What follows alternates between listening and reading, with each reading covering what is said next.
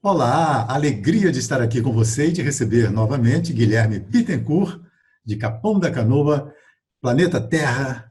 O Guilherme, ele é membro da Sociedade Teosófica no Brasil, ele é astrólogo védico e também interessado em budismo, muito interessado em budismo.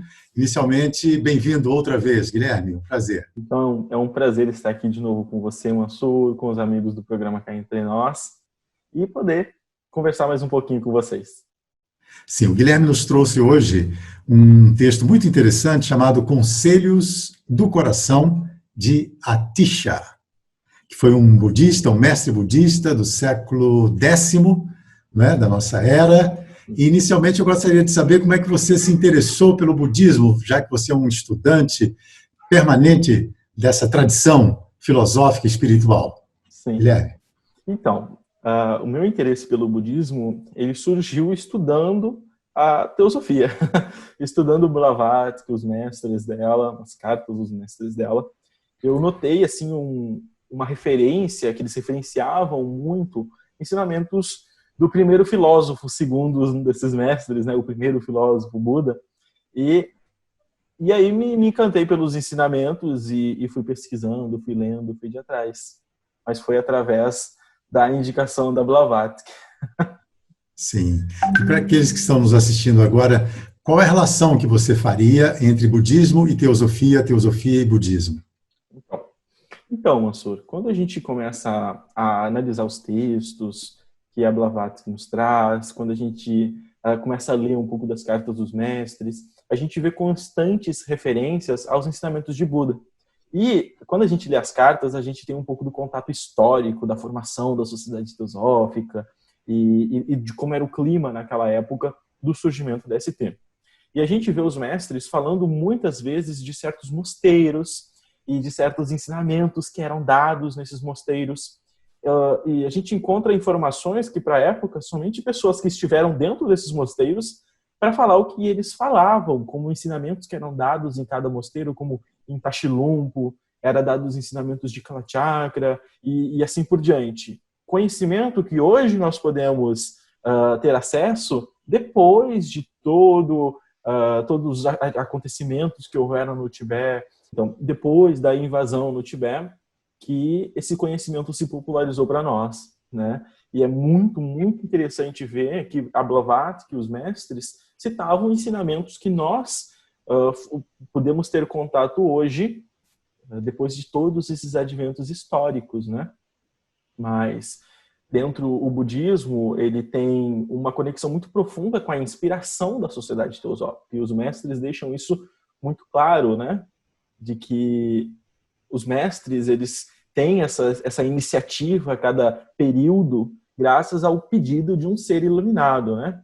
Graças ao Sim. pedido de um desses grandes praticantes dos Himalaias que solicitou aos seus discípulos que eles investissem em nós, bárbaros ocidentais. Isso aí. Guilherme, e o texto que você trouxe para a gente hoje? Conselhos do Coração de Atisha. Certo. Bom, o texto que eu trouxe hoje, ele me toca profundamente, né? Conselhos do Coração de Atisha. E ele me toca pelo fato de que sempre que esses seres especiais para nós, eles vão partir, eles deixam aquele último ensinamento, aquela joia preciosa, né? Blavatsky fez isso conosco, ela nos deixou a voz do silêncio, né? Para aqueles discípulos mais próximos, antes de ela nos deixarmos. E diversos outros mestres fizeram isso. Tsongkhapa deixou os 3 aspectos do caminho antes de nos deixar. Então, antes de Atisha partir de volta para a Índia, ele deixou ao seu discípulo Jadchup esse conselho. Esse conselho que ele achou que era de uma mera criança, como ele se coloca, mas que é um conselho importantíssimo para nós. E extremamente válido para aqueles que buscam uma prática sincera. E você destacaria alguns conselhos dessa lista que ele Sim. deixou, Guilherme? Então, todos eles são extremamente profundos e importantes. Mas tem alguns que são extremamente valiosos para nós. Extremamente valiosos para nós. E que eu acredito que são muito úteis hoje. Por exemplo. Então, um desses conselhos, Mansur, que eu acredito serem extremamente valiosos para nós, é o seguinte, nas palavras de Atisha. Já que nunca há um momento no qual as atividades mundanas chegam ao fim, limitem suas atividades. Dediquem suas virtudes ao longo de todo o dia e noite e sempre vigiem sua mente. Isso para mim é extremamente valioso, porque muitas vezes nós deixamos para o final de semana a prática de meditação, vamos deixar para o final de semana eu estudar aquele texto ou eu praticar meu momento de reflexão, porque agora, nossa, eu estou tão atarefado. A Atisha nos traz um ensinamento lá do século X, de que as atividades do mundo elas nunca vão acabar. A gente sempre vai ter uma coisa para fazer. Então, já que elas nunca vão acabar, que nós ponhamos limites nelas. E que nós, no nosso dia a dia, possamos abrir um espaço para nossas práticas de virtude. E mais importante, que nós dediquemos a nossa virtude dia e noite. Isso, para o ouvinte que não está familiarizado, dedicar as virtudes eu vou fazer isso para o bem de todos os seres. Não existe como eu me libertar do sofrimento se eu não fizer isso para o bem das outras pessoas. Isso é um conselho extremamente valioso. Sim. Posso ler uma aqui que eu selecionei? Pode ser, Mansur. Eu selecionei várias aqui também. Olha só. Palavras de elogio e fama servem apenas para nos seduzir. Assim, soprem-nas, como se assoassem o nariz. Perfeito, né? Perfeito. Às vezes a gente se ilude muito com as ilusões do elogio e da fama. Isso é muito constante. Precisamos estar sempre vigilantes quanto a isso, né, Guilherme? Exato. E principalmente agora, que nós estamos mais recolhidos, estamos com dificuldade de lidar com uma reconstrução de hábitos, ele também traz um conselho muito importante. Logo em seguida deste que você leu, Mansur, ele diz o seguinte: vocês terão de deixar tudo para trás. Portanto, não se apeguem a nada. Raramente a gente pensa nisso. Raramente a gente pensa que nós deixamos tudo para trás. Então, depois de todas essas mudanças que o mundo vai ter, nós deveremos deixar tudo para trás. Nós nunca vamos viver uma vida igual a gente viveu. Então vamos deixar tudo para trás. Não nos apeguemos aos hábitos, aos condicionamentos da mente, da emoção. E permitamos-nos viver algo novo. Sim, com certeza. Gerem compaixão pelos seres inferiores e, especialmente, evitem desprezá-los ou humilhá-los. Exatamente. Quando ele fala de todos os seres, de todos os reinos, do reino animal, isso. Também, Guilherme. Aqui ele está levando em conta um pouco da cosmovisão budista. Na cosmovisão budista existem os reinos inferiores, né? Aí a gente raramente tem contato isso no Ocidente, mas existe a ideia de que existem os espíritos famintos, existem os espíritos que sofrem nos infernos e assim por diante. Mas a gente pode entender isso também com aspectos da mente. Existem seres que hoje vivem problemas com a fome e não sabem quando vão se alimentar novamente. Existem seres, tanto animais, humanos, todos os seres que hoje sofrem com frio ou com calor excessivo. Então, quando ele fala seres inferiores, ele está dizendo a toda a categoria de ser que sofre. Então, esse inferior, ele pode estar traduzido um pouco equivocado no que eu penso. Ele está falando de todos os seres que estão em condições inferiores à nossa. Porque muitas vezes nós estamos dentro do nosso apartamento, confortável, aconchegante, quentinho, e a gente não lembra dos seres que estão sofrendo. Sim, é verdade. Sim, boa a sua observação. Não tenham ódio pelos inimigos e nem apego pelos amigos. Como você interpreta essa máxima? Aqui, ele também, pelo que eu percebo, ele também está falando do condicionamento das reencarnações. Por quê? Quando a gente se depara com a roda do Sansara, a gente tem lá no centro dela um galo, uma serpente e um javali ou porco. Um morde a cauda do outro. E é o movimento daqueles 3 animais que faz o Sansara girar. Esses 3 animais, um representa o apego, o outro a aversão ou ira, e o outro a luxúria ou o alto apreço. Então, esses 3 venenos da nossa mente são os que nos condicionam em um ciclo infinito de renascimentos, segundo os ensinamentos budistas. Nós estamos presos nessa roda. A esse ciclo infinito. E o budismo ensina também como nos livrar dessa roda de samsara, né, Guilherme? Todos os ensinamentos do Buda eles são justamente antídotos para esses venenos mentais, né? Que é o nosso irmão da filosofia, Rafael Buquerque, fez uma palestra esses dias pela loja teosófica Florianópolis sobre os venenos mentais. Sim. E sobre os antídotos. Escolha agora uma frase, um ensinamento, um conselho. Tem esse aqui que eu adoro, que ele é especificamente para as pessoas que estão na senda do Bodhisattva ou buscando se tornar um amigo do mundo. Ele diz o seguinte: mantenham sempre uma expressão sorridente e uma mente amorosa e falem de modo sincero e sem maldade. Hoje em dia, muitas vezes tem se confundido sinceridade com um pouco de falta de noção. Sinceridade não é falar tudo que vem na mente. Sinceridade é falar as coisas verdadeiras, mas sem o ferir, né? A gente precisa ferir o outro.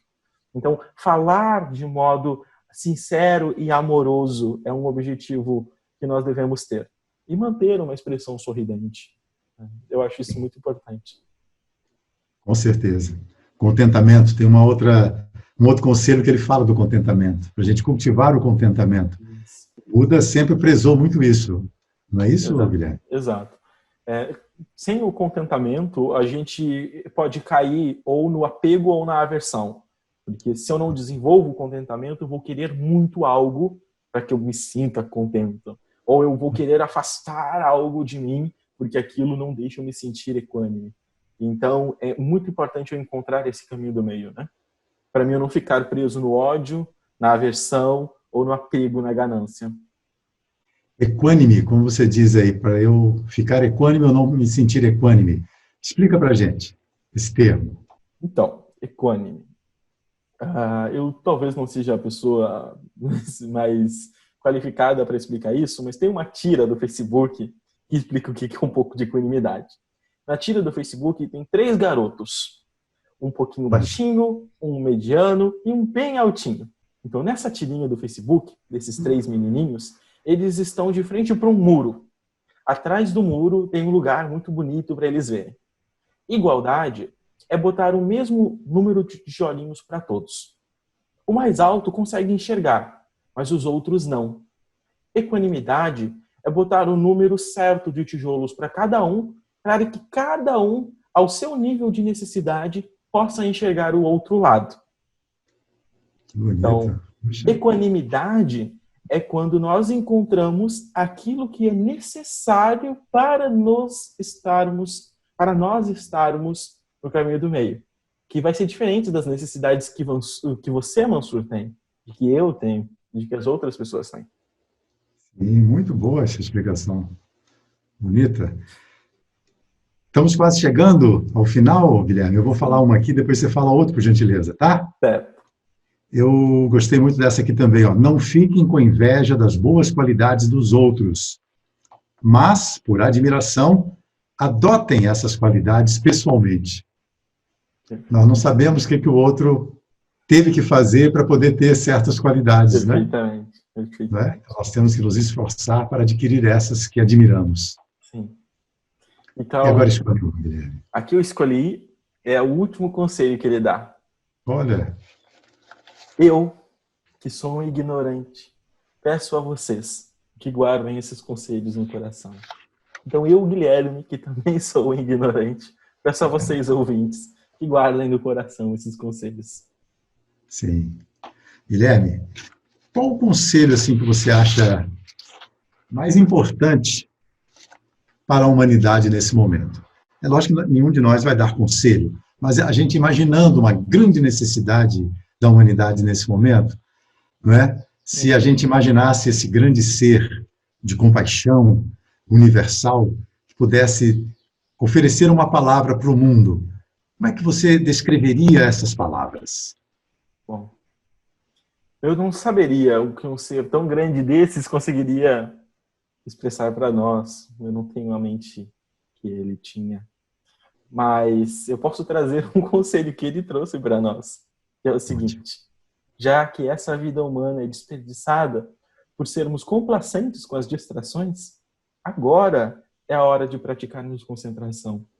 Não existe outro momento.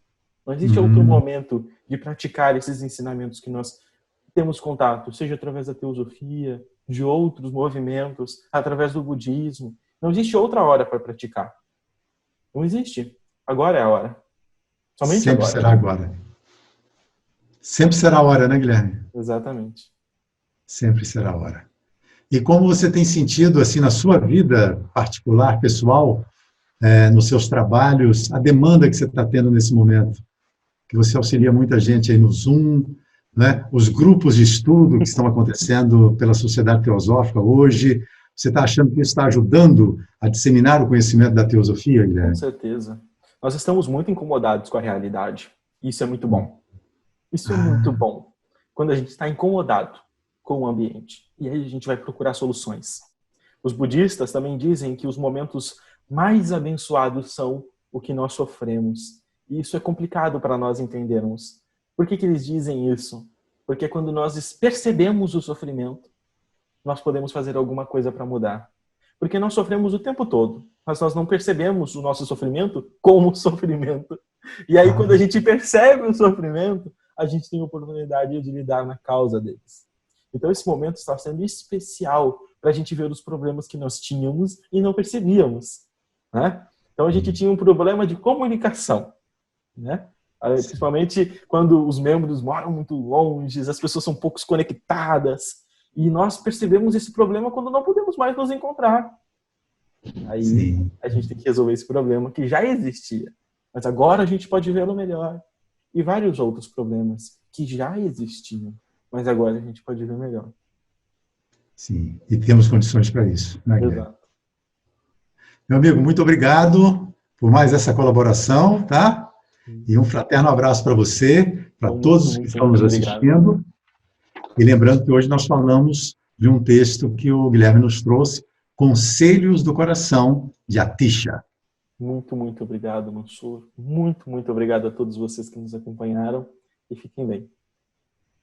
E até o próximo Cá Entre Nós. Obrigado pela companhia.